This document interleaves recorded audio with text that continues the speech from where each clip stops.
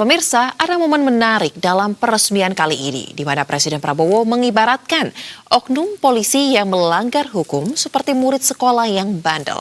Oleh karenanya, Prabowo menegaskan jika ada murid sekolah yang bandel, bukan berarti kepala sekolah harus dicopot.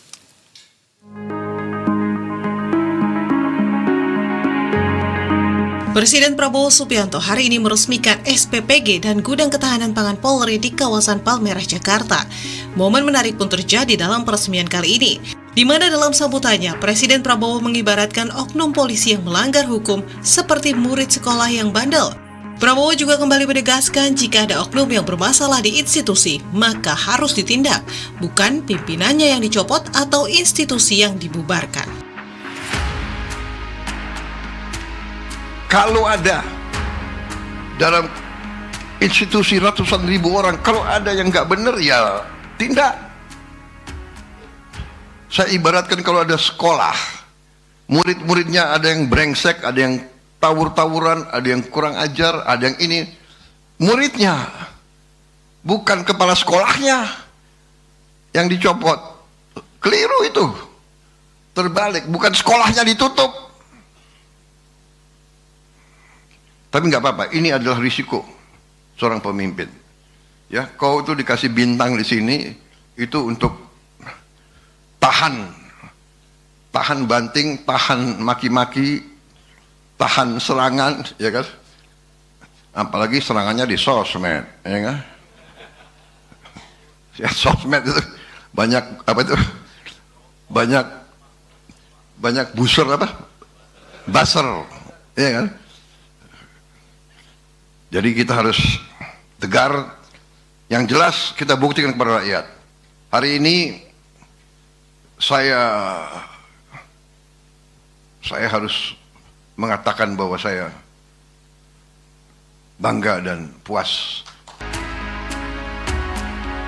Lebih lanjut, Prabowo juga mengatakan bahwa seorang pimpinan Polri harus tahan banting dan tahan terhadap serangan. Prabowo menegaskan selagi pimpinan berbuat baik pada rakyat dan negara, maka dirinya akan bangga. Tim Liputan, Berita 1.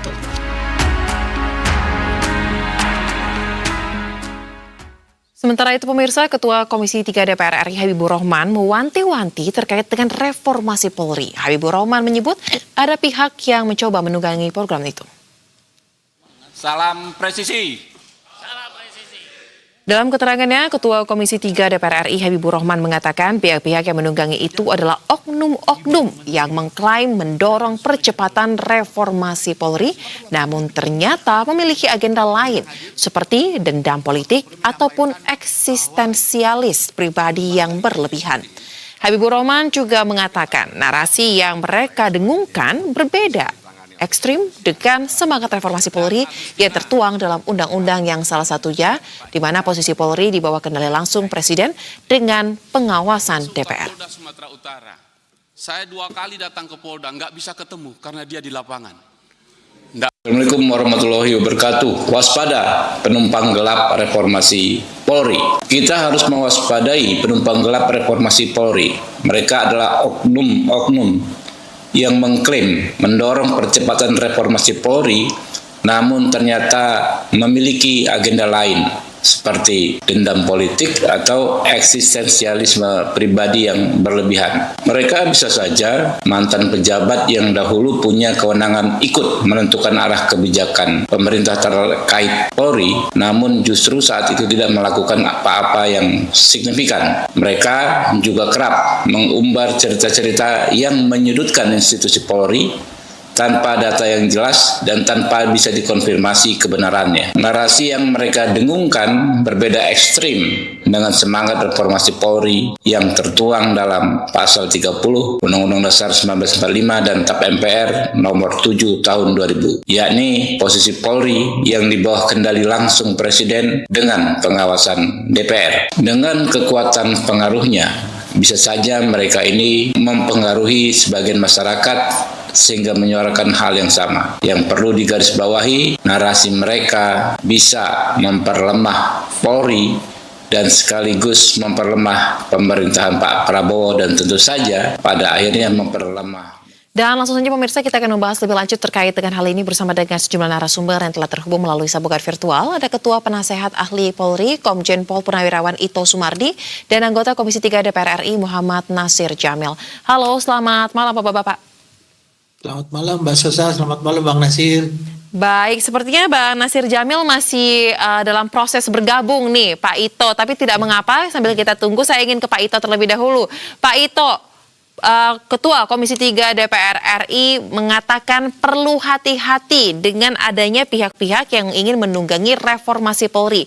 Pertanyaan saya, kan saat ini tengah berlangsung ya Pak ya proses reformasi Polri tersebut. Apakah memang ada Pak, dirasakan ada orang-orang ataupun kelompok tertentu yang memiliki agenda terselubung? Ini sudah teridentifikasi kah? Karena kan disebutkan tadi dalam berita pengantar, narasi yang digaungkan cukup berbeda. Seperti apa?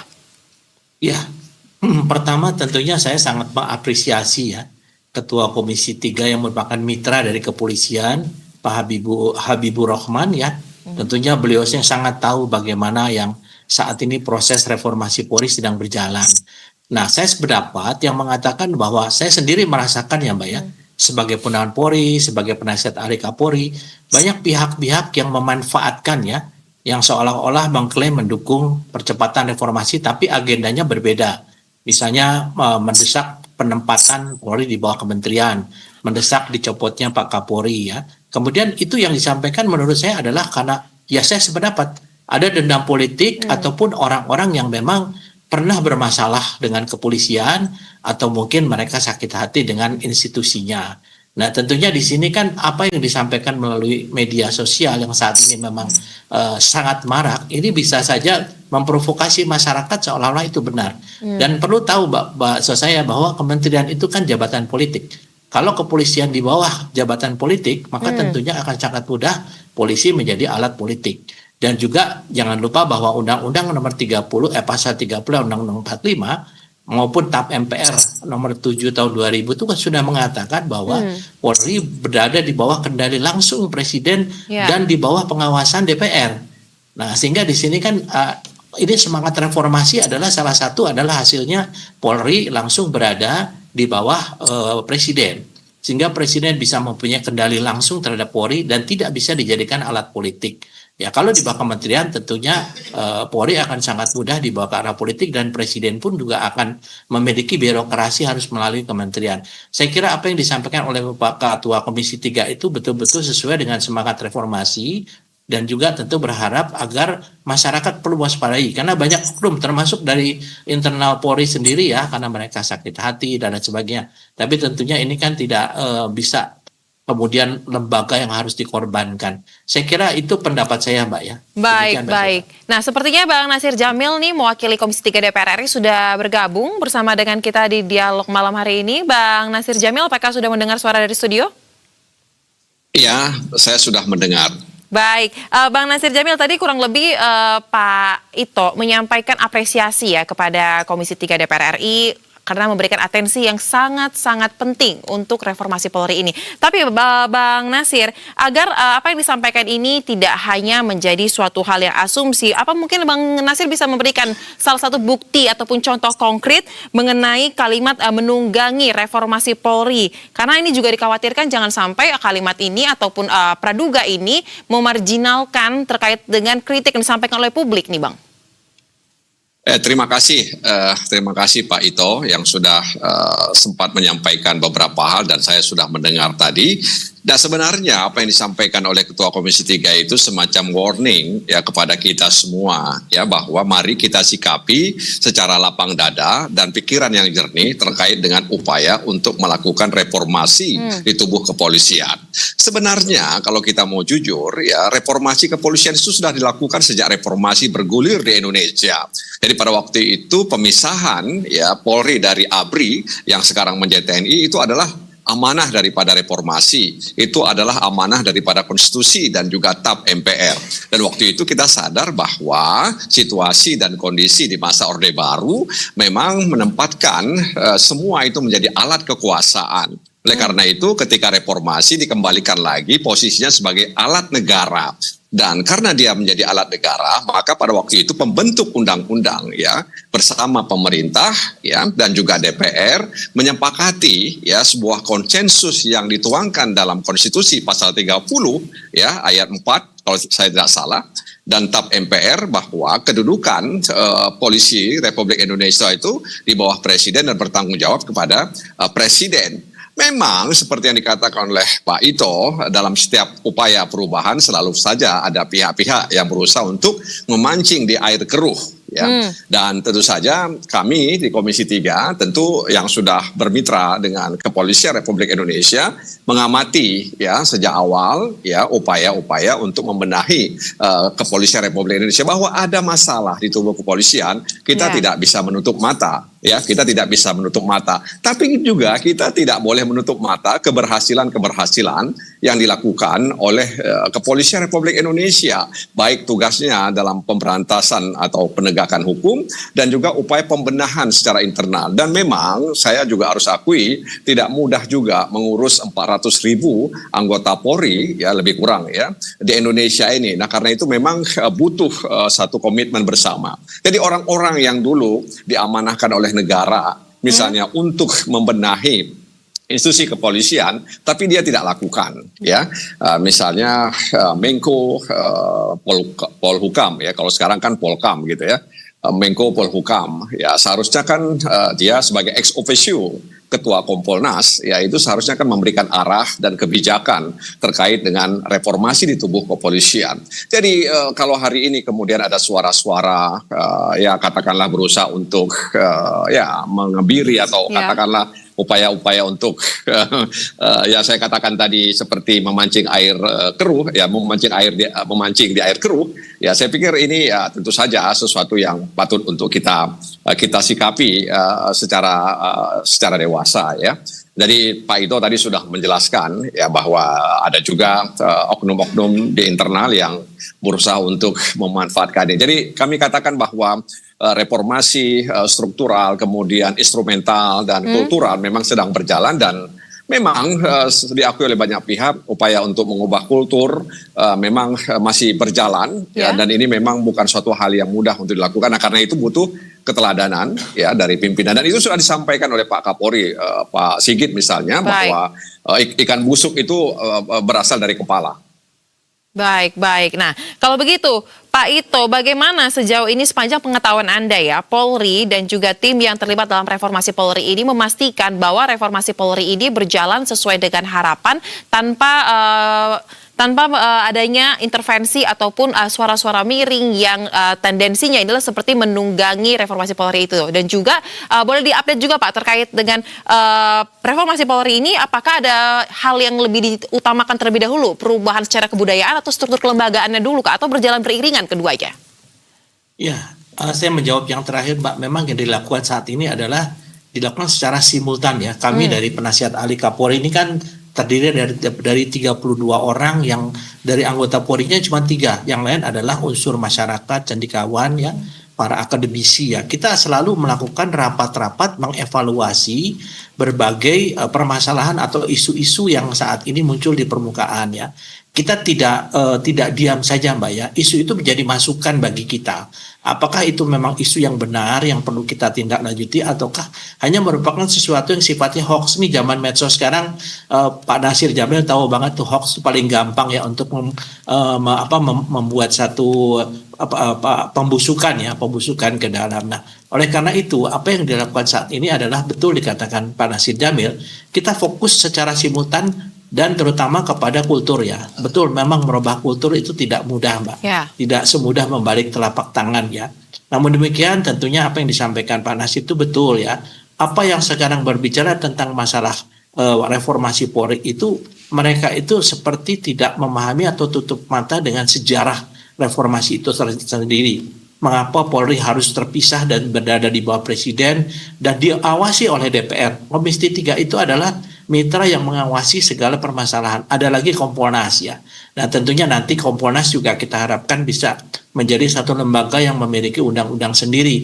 Saya kira mungkin apa yang dilakukan saat ini oleh Polri, kita sadar Tadi Pak Presiden Prabowo dalam acara di SPPG-nya Polri ada yang menarik ya Pak, mengatakan bahwa kalau ibaratnya sekolah, kalau ada anak-anak sekolah yang bandel, yang brengsek, jangan kepala sekolahnya yang dicopot atau sekolahnya dibubarkan. Ya. Nah tentunya ini pun kita berharap masyarakat juga tetap secara kritis memberikan masukan-masukan yang bersifat membangun, namun jangan juga secara sinis dengan menyampaikan hal-hal yang sebetulnya dia tidak tahu. Saya kan melihat beberapa tokoh yang dia tidak pernah jadi polisi, tidak tahu sejarah polisi, tapi dia secara ngotot ingin supaya polisi berada di bawah kementerian. Itu tadi disampaikan oleh Pak Ketua Komisi 3, ada denda politik, ada mungkin bermasalah selama masa dinas. Ya, saya kira ini hal-hal yang tentunya anggota Komisi 3 ini betul-betul anggota yang independen, Pak. Mereka tidak punya interest apa-apa. Saya kira sekali lagi saya terima kasih juga kepada Pak Nasir,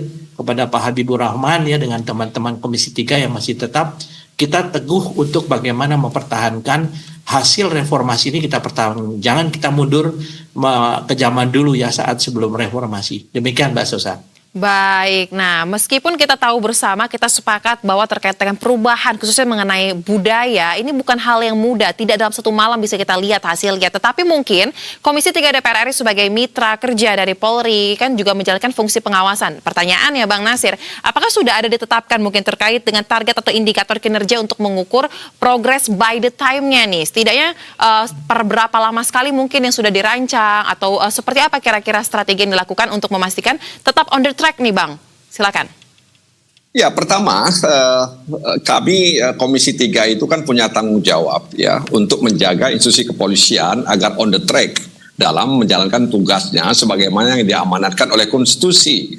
Dalam konstitusi disebutkan bahwa polisi itu adalah alat negara yang bertugas menjaga keamanan dan ketertiban, melayani, mengayomi, dan melindungi masyarakat, serta melakukan penegakan hukum. Nah, penegakan hukum itu rujukannya adalah KUHP dan hukum acara pidana. Selama puluhan tahun kita tidak memperbaiki KUHP kita dan KUHAP kita.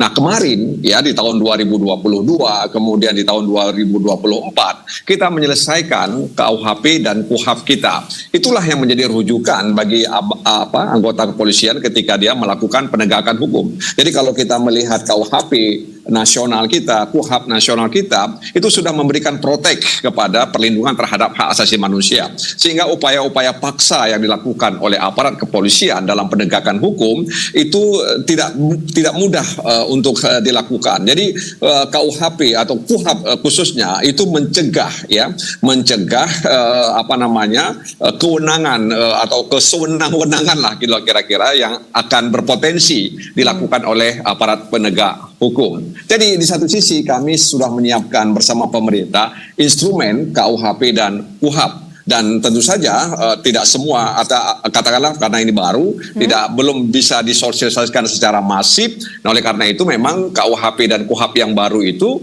diharapkan bisa menjadi rujukan sehingga kemudian upaya-upaya paksa yang dilakukan oleh penegak hukum itu ya berjalan, bisa melindungi hak asasi manusia dan tidak ditarik-tarik dalam kriminalisasi hukum begitu ya. Jadi atau politisasi hukum itu sendiri. Nah, karena itu sekali lagi memang dibutuhkan komitmen bersama ya, bagaimana caranya agar kemudian KUHP dan KUHAP itu bisa berjalan dengan baik. Baik, jadi bagaimana nanti kinerjanya ini akan dilakukan evaluasi juga ya, apalagi dengan adanya undang-undang yang baru ya, KUHP dan juga KUHAP yang baru. Nah, terakhir. Iya, jadi memang seperti yang disinggung oleh Pak Ito tadi soal Kompolnas ya. Jadi memang sudah lama kita ingin memberikan alas hukum yang kuat bagi pengawas ya, karena apapun ceritanya di alam demokrasi ini kekuasaan itu harus dibatasi dan diawasi. Nah, karena itu kita butuh lembaga pengawas ya, pengawas untuk memastikan sebenarnya perjalanan institusi ini sehingga kemudian memenuhi harapan masyarakat. Jadi berbagai macam cara yang dilakukan oleh kepolisian untuk menghadirkan hal yang positif itu sudah dilakukan, tapi memang sekali lagi ini bukan pekerjaan yang mudah dan kita tidak berlindung di balik kalimat itu.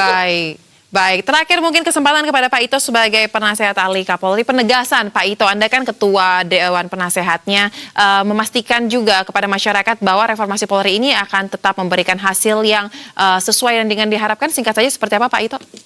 Iya, pesan saya adalah reformasi harus tetap dikawal oleh masyarakat maupun oleh DPR agar sesuai koridor daripada konstitusi ya.